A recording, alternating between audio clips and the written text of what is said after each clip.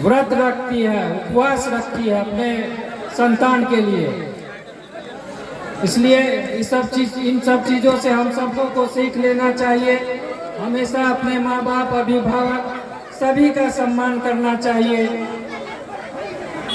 तब हम लोग को भी जो आने वाले समय में हम लोग भी जब बुजुर्ग होंगे तो हम लोग को भी, हम लोग के जो संतान है वो सम्मान करेंगे।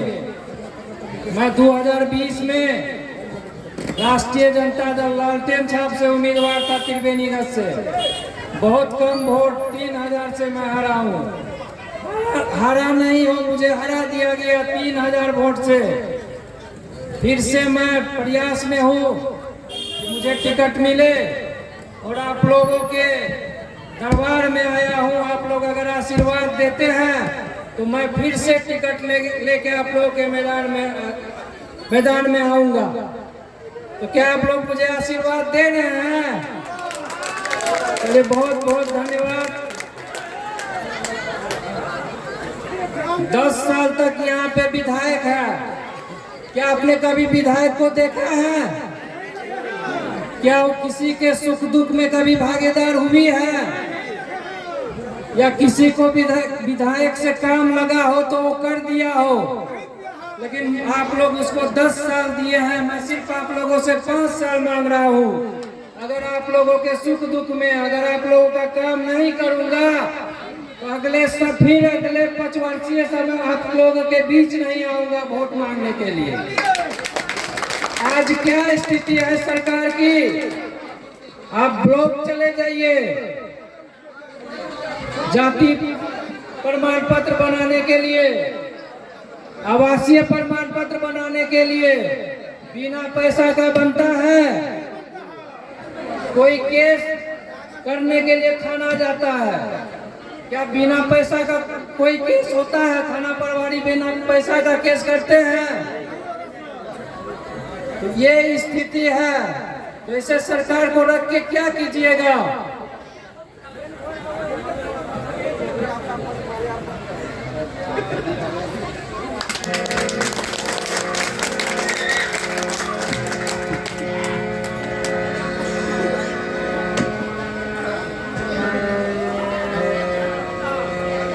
जमीन आपका है, लेकिन रसीद कटाने जाते हैं तो उनका भी पैसा लगता है।